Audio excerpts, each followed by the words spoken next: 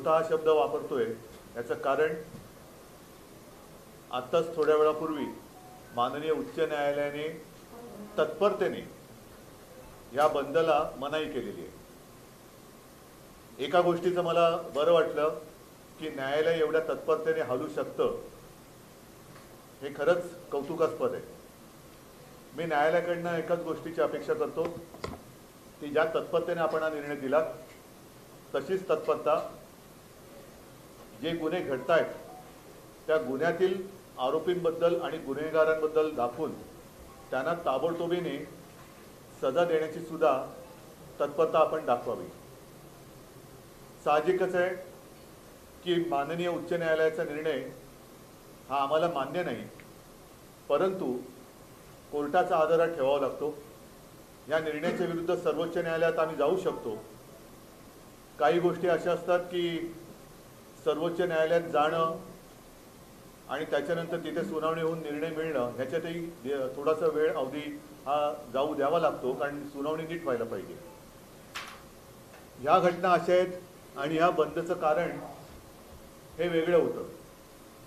सर्वोच्च न्यायालयात जाण्याची आताही वेळ नाही आहे, कारण सर्वोच्च न्यायालयात जाणार, अपील होणार आणि त्याच्यामध्ये जनतेच्या मनातला जो काही उद्रेक आहे, संताप आहे, तो जर का आणखीन उफाळला तर मग सगळ्यांनाच कठीण होईल। आणि म्हणून असं आम्ही ठरवलेलं आहे, ज्याप्रमाणे माननीय पवार साहेबांनी सुद्धा आवाहन केले की उद्याचा बंद मागे घ्यावा, तर उद्याचा बंद आम्ही मागे जरूर घेतो आहोत।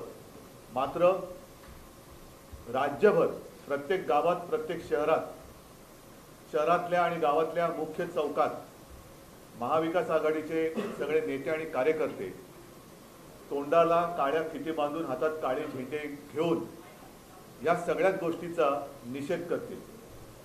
ठीक आहे, बंदला तुम्ही बंद म्हटलात, आम्ही तोंडच बंद ठेवतो।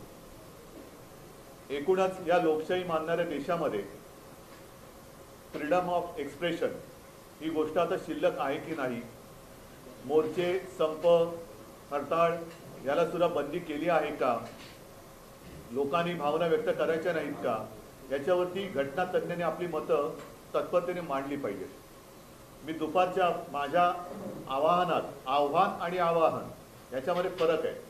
मी जे जनतेला आवाहन केलं होतं ते त्यांनी स्वतःहून उत्स्फूर्तपणाने बंदमध्ये सहभागी व्हावं म्हणून, कारण जिथे कायदा रक्षण करायला असमर्थ ठरतो, कायदा असमर्थ नसतो, कायदा ज्यांच्या हातामध्ये असतो ते जर का दिरंगाई करत असतील किंवा बेजबाबदारपणाने वागत असतील, ज्याचा उल्लेख माननीय उच्च न्यायालयाने, ज्यांनी आज आम्हाला उद्याचा बंद करू नका असे आदेश दिले, त्यांनीच काल सरकारला विचारलं होतं।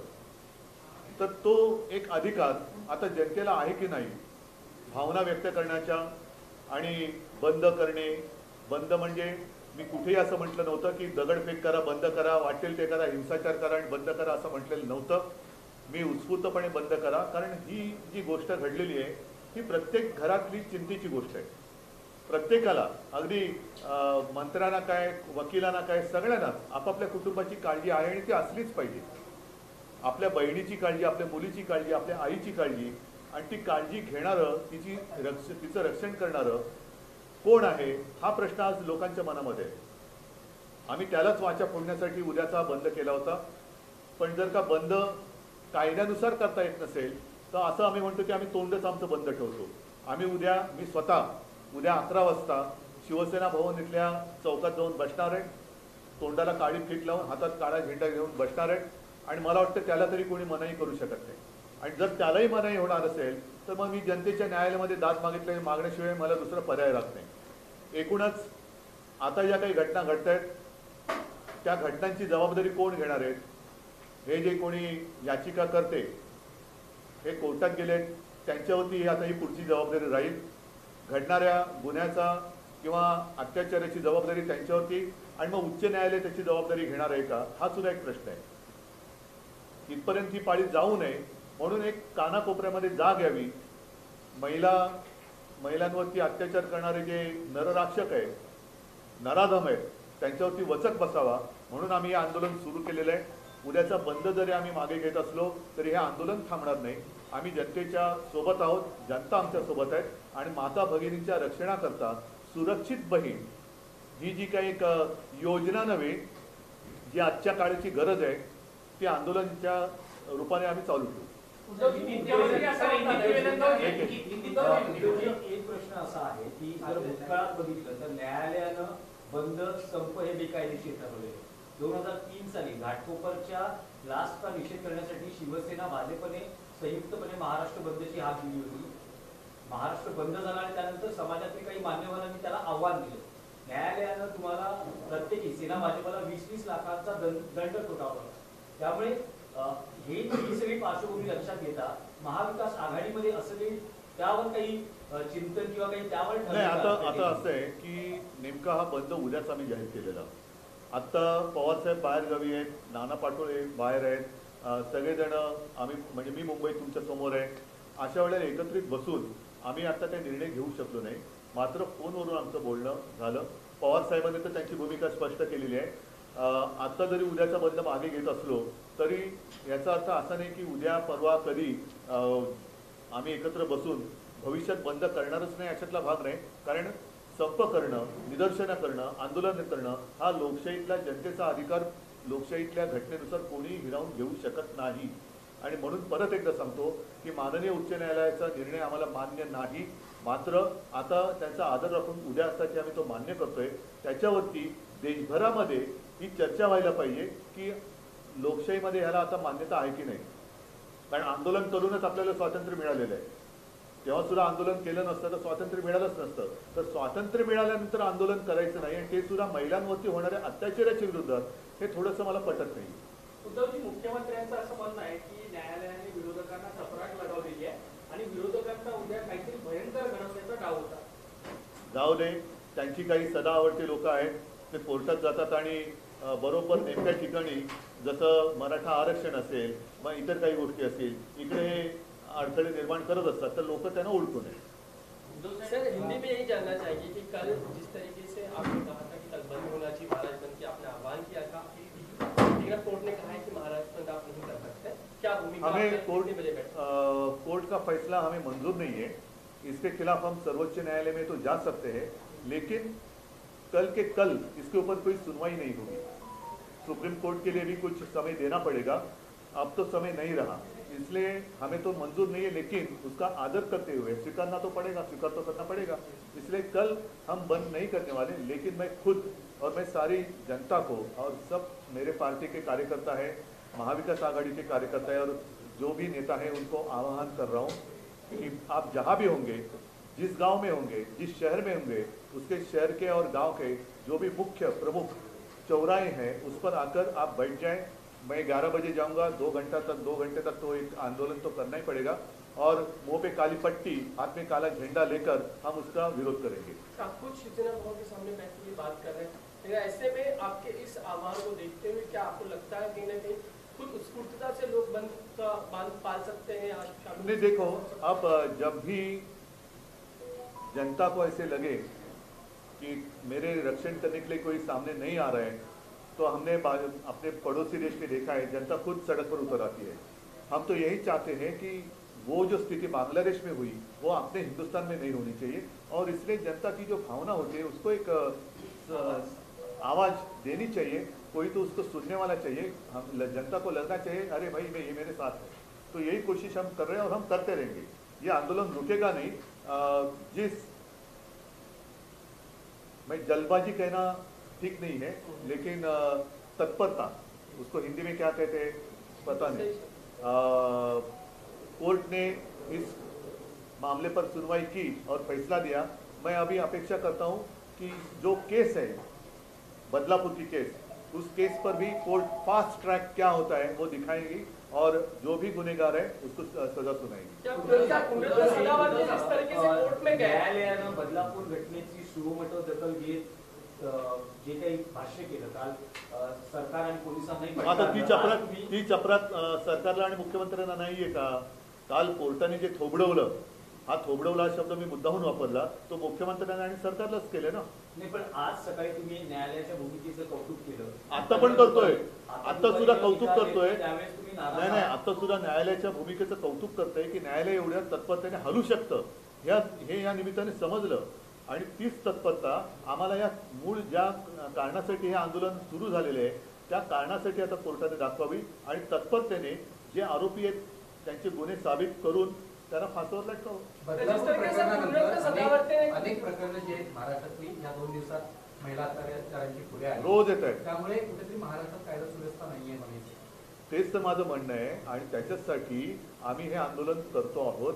आणि ज्या पद्धतीने सरकारची जबाबदारी झटकते, नुसतीच झटकत नाही आहे तर नराधमांना पाठीशी घालते, नुसतं पाठीशी घालत नाही तर जनतेला गुन्हेगार ठरवते, उत्स्फूर्तपणाने आंदोलन करणाऱ्या जनतेला गुन्हेगार ठरवते, त्यांच्यावरती केसेस टाकले जात आहेत आणि एकूणच एक स्वतःच्या विश्वामध्ये स्वतःच्या भ्रमामध्ये ते मशगूल आहेत. तर अशा सरकारचा निषेध किंवा त्यांना जागं करणं हे आमचं काम आहे, ते आम्ही करणार.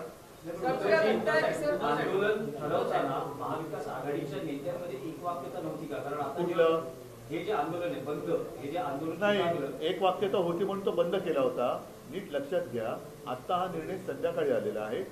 आम्हाला या निर्णयाची अशी अपेक्षा नव्हती, कारण लोकशाहीमध्ये आपल्या आंदोलन करणं याला बंदी नाहीये. जर त्याच्यात हिंसाचार झाला, त्याच्यामध्ये काही घटना घडल्या तर त्यानुसार गुन्हे दाखल केले जातात, अटका केल्या जातात आणि पुढची कारवाई होते. पण जिथे मी स्वतः पुढे येऊन सांगितलं होतं की उत्स्फूर्तपणाने स्वतःहून सामील व्हा, कारण प्रत्येकाला मुलं बाळं आहेत, प्रत्येकाच्या घरामध्ये मुली आहेत, आई आहे, बहीण आहे, सगळे आहेत. तर त्यांच्यासाठी म्हणून हे आंदोलन आहे. हे आंदोलन थांबणार नाही आहे. जर का तुम्ही बंद आम्हाला करायला देत नसाल तर आम्ही असं म्हणतो की तुम्ही आम्हाला तोंडच उघडू देत नाही तर आम्ही 11 वाजता उद्या मी स्वतः शिवसेना भवनच्या चौकात येऊन बसणार आहे. तसंच राज्यातल्या सगळ्या नेत्यांना मी सांगतोय, जनतेला सांगतोय की आपापल्या गावात, आपापल्या शहरात, प्रमुख चौकात तोंडाला काळी पट्टी बांधून हातात काळे झेंडे घेऊन ह्या नराधमांचा निषेध करायला बसा आणि सरकारच्या असंवेदनशीलतेचा निषेध करायला आपण बसा. प्रश्न आहे की जसं निलेश विचारतो की एक वाक्याचा नव्हता, हा, एक वाक्यतेचा विषय अर्धवट राहिला तर तो आम्ही बंद केला होता. संध्याकाळी निर्णय आल्यानंतर साहजिकच आहे, पवारसाहेब बाहेर गावी आहेत, मी इकडे बसलो. मगाशी मी तुम्हाला सांगितलं, नाना पाटोळे एकीकडे आहे, तर आम्ही फोनवरती बोललो आणि फोनवरती बोलून उद्याचा कार्यक्रम आम्ही ठरवलेला. पण एक म्हणजे यामध्ये असं दिसतं पवार साहेबांनी एक वेगळं ट्विट केलं. हो, कारण आम्ही एकत्र एका गावात नाही आहोत. एकत्र जर यावर असं आमचं एकत्र ट्विटर हँडल नाही आहे आणि आम्ही जास्त ट्विट करत नाही. ट्विट करणारे आम्ही लोक नाही आहोत. ते व्हॉट्सअप युनिव्हर्सिटीवाली लोक वेगळी आहेत. आम्ही जे बोलतो ते समोरासमोर बोलतो. पहिला प्रश्न असा आहे की हायकोर्टाचे नियम तर सगळ्यांनाच माहिती, तर याची पूर्वकल्पना आपल्याला महाविकास आघाडीने किंवा आपल्याला काही वैयक्तिक हायकोर्टाचा नियम नसतो, नियम घटनेचा असतो. हा नियम घटनेचा असतो, निर्णय कायदा घटनेचा असतो. घटनेमध्ये कायद्याचा उल्लेख असतो, कोर्टामध्ये नसतो. कोर्ट त्याचं पालन करतं. त्याच्यामुळे आजपर्यंत कधी असं झालेलं नव्हतं आणि याच्या विरोधात आम्ही सर्वोच्च न्यायालयात जाऊ शकतो. पण उद्या बंद असल्यामुळे, बंदचं आवाहन केल्यामुळे आजच्या आज आम्हाला काही सुप्रीम कोर्टात जाणं शक्य नव्हतं. मात्र लोकांच्या मनामध्ये जी खदखद आहे, त्या खदखदीला जर का आता आम्ही नीट वाचा फोडले नाही तर आणखीन काहीतरी अघटित घडू शकतं. बदलापूर झालं, कोल्हापूर झालं, आणखी काही ठिकाणी याच्या नाही, मी सकाळी तुमच्यासमोर यादीच वाचून दाखवली ना. छोट्या छोट्या घटना घडतात. जर समजा उद्या म्हणजे या पुढच्या काही महिन्यांमध्ये म्हणजे ह्या आठवड्यानंतर, 2 दिवसानंतर किंवा एका महिन्यानंतर जर वेळ आली तर परत महाराष्ट्र बंदची हाक देऊ शकता सर्व. नाही, मला असं वाटतं की ती जबाबदारी आता याचिकाकर्त्यांनी घ्यावी की याच्या पुढे काही अशी दुष्कृत्य घडली तर त्यांनी व्यक्तिगत जबाबदारी घ्यावी आणि सन्माननीय उच्च न्यायालयाने पण ती घ्यावी. कारण शेवटी कायदा पाळण्याची जर सरकारची तयारी नसेल, त्यांचे पोलीस जर तक्रार नोंदवून घ्यायला उशीर करत असतील तर कोर्टाने त्यांना भाग पडलं पाहिजे. अशा अनेक गोष्टी कदाचित कोर्टापर्यंत पोहोचतही नसतील किंवा उघडकीसही येत नसतील. याला जबाबदार कोण? आणि म्हणून उद्याचा बंद होता. तरी देखील मी परत सांगतो, आंदोलन आम्ही थांबवणार नाही. महाराष्ट्राच्या कानाकोपऱ्यामध्ये जाग आणल्याशिवाय आम्ही स्वस्थ बसणार नाही आणि असे गुन्हेगारांना सजा दिल्याशिवाय आम्ही थांबणार नाही.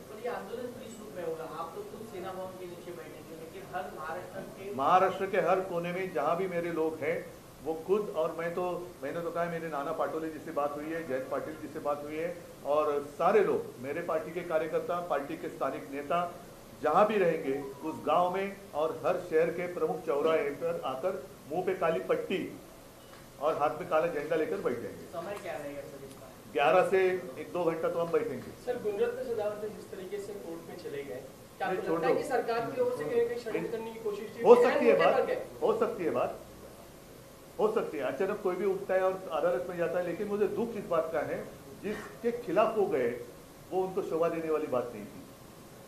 माँ और बहनों का जहाँ सवाल आता है तो ऐसे विषय में कोई बीच में आता है तो उसको शोभा देने वाली बात नाही।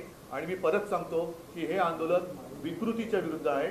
सुसंस्कृत आणि संस्कृती ज्याला आहे त्या प्रत्येक नागरिकांनी या आंदोलनात सहभागी झालं पाहिजे। हे आंदोलन प्रत्येकाच्या घरातल्या माता भगिनींसाठी आणि मुलीबाळींसाठी आहे। ठीक आहे, चला, धन्यवाद।